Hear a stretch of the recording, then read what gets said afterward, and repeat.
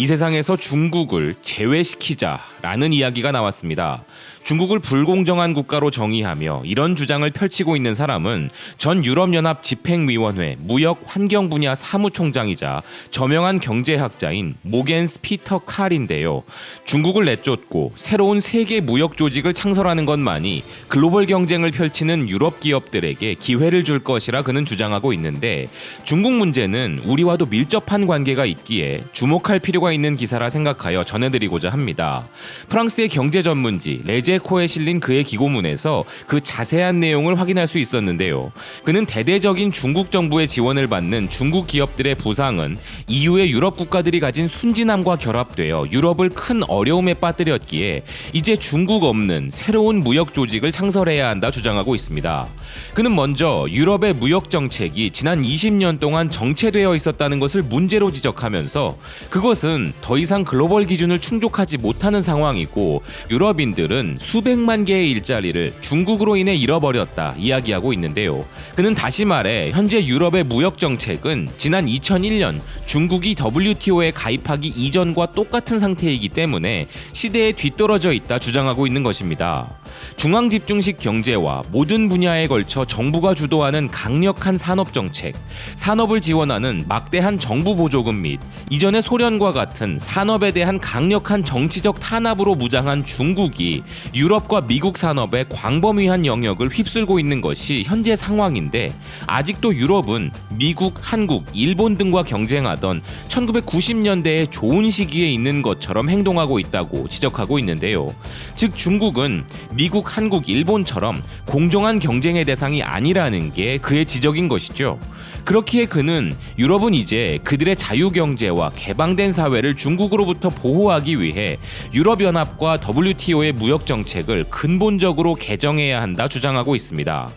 그러나 현재 WTO는 무질서하다며 이제 유럽은 WTO를 개혁하기 위해 미국과 다른 개방 경제국들과 협력해야 하는데 중국의 반대로 이는 실패할 것이라는 그는 그에 대한 해결책으로 유럽이 WTO에서 철수하고 중국을 배제한 새로운 무역기구를 창설할 필요가 있다는 것인데요. 그러면 대부분의 나라들은 이 사례를 따를 것이라 주장하는 그는 자유시장에 대한 투명하고 강화된 원칙을 기반으로 한 동일한 아이디어를 공유하는 시장경제 국가들 간의 세계 경제 질서로 되돌아갈 것이라 주장하고 있는 것입니다.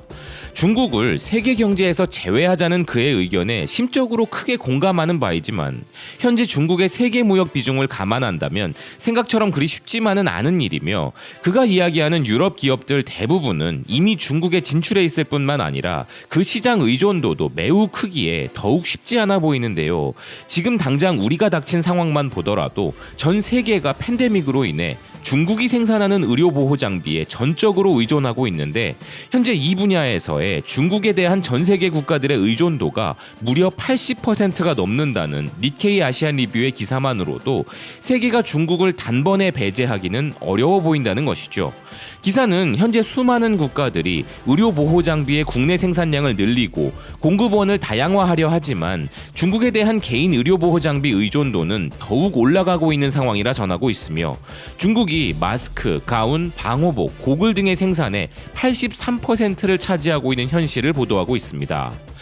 미국의 대권 후보인 바이든의 경우 국내에서 필요한 의약품과 보호장비에 있어 중국 의존도를 벗어나 자체 생산하겠다는 공약으로 대선 캠페인을 하고 있고, 그것은 우리도 마찬가지이며 일본 역시 현재 빠른 탈중국을 시도 중이고 그 외 많은 국가들도 탈중국을 위한 가멸찬 노력을 하고 있으나 쉽지 않은 상황인 것인데요.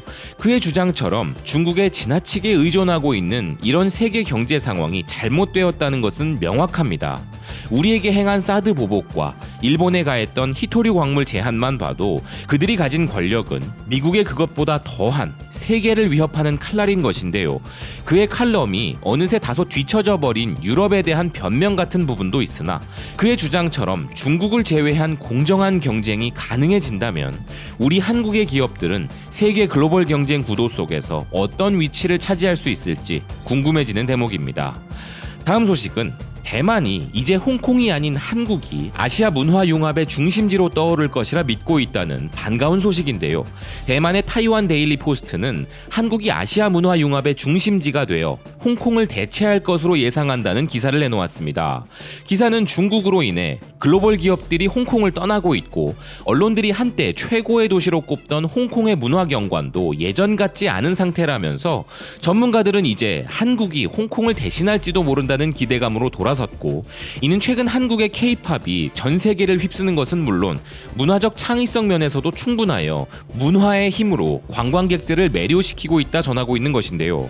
2017년까지만 해도 CNN이 선정한 세계 최고의 도시였던 홍콩은 재정 상태와 문화 경관이 풍부했으나 최근 중국의 국가보안법 통과로 인해 혁신과 자유로 가득했던 홍콩은 과거가 되었고, 이제는 사회적 혼란과 떠나가는 기업들, 그리고 홍콩 방문을 두려워하는 관광객들이 있을 뿐이라는 것입니다.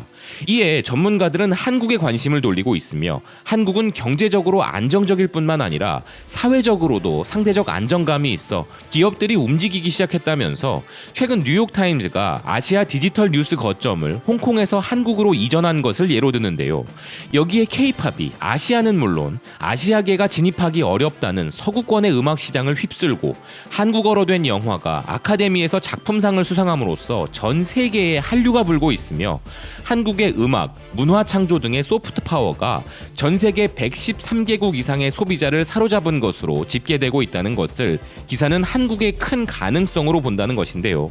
여기에 더해 이런 문화적 힘을 가진 한국의 호황은 수많은 관광객을 유치할 것이고, 상대적으로 언론의 자유로운 환경과 안정된 정치 분위기로 인해 글로벌 기업들이 한국에 더 많은 투자를 할 의사가 있을 것이라 기사는 분석하고 있습니다.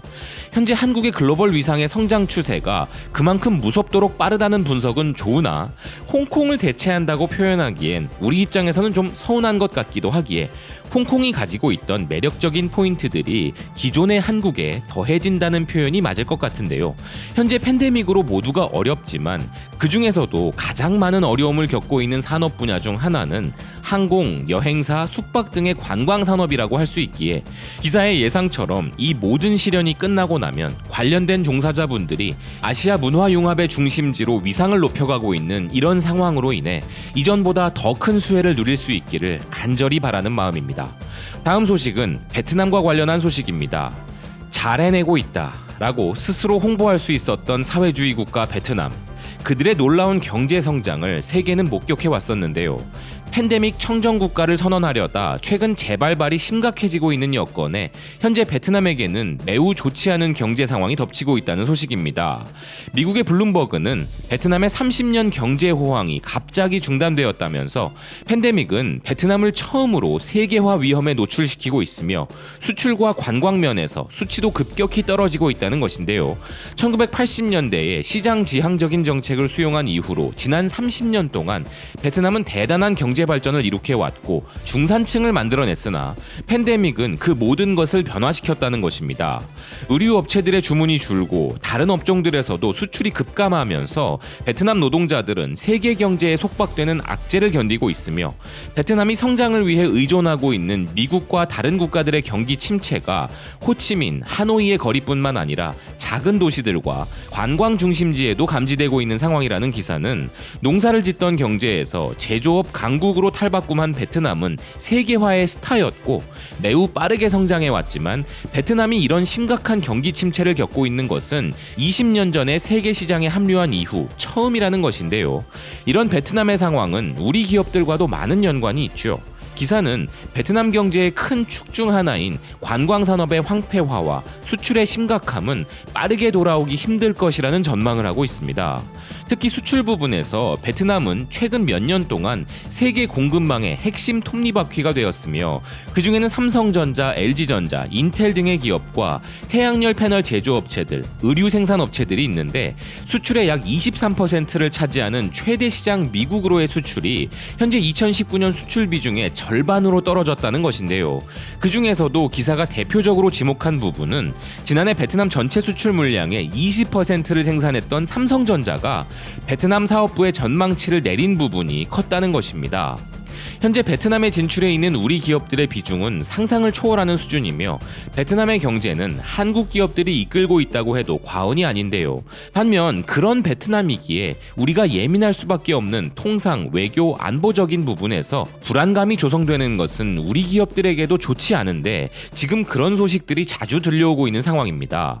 일본의 외지 인피니티에 따르면 동남아시아 국가연합체인 아세안이 중국에 대한 강경 자세를 보이고 있는데 그 중심에 깃발을 흔드는 역할을 베트남이 맡아 그 존재감을 높이고 있다는 것인데요. 기존의 인도네시아의 대안이 될 리더가 베트남이라는 것입니다. 베트남은 중국과의 남중국해 문제에 관해서는 실제적 선두 국가로서 중국과 치열한 경쟁을 벌이고 있고 동시에 베트남의 지역 문제에서 아세안의 역할을 진정으로 중시하는 몇 안 되는 나라 중 하나이기도 하다는 것인데요. 이렇게 남중국해에서의 중국의 행동을 염두에 두고 강력한 비난과 우려를 표명하는 베트남. 이런 베트남의 안보적인 불안정성은 우리에게도 득이 될 리가 없는 부분이기에 다소 우려가 되는 부분인 것입니다. 우리 기업들의 탈중국에 대한 대안국가로 떠오르던 베트남. 한국인 관광객들의 동남아 관광 최대 수혜국으로 손꼽히던 이 베트남의 상황도 이제는 기업 투자나 관광에 대한 안정감에 있어서 예전만 못하다는 우려가 현실이 되고 있다는 생각입니다. 오늘 준비한 BK 뉴스 브리핑은 여기까지입니다. 시청해주셔서 감사드립니다.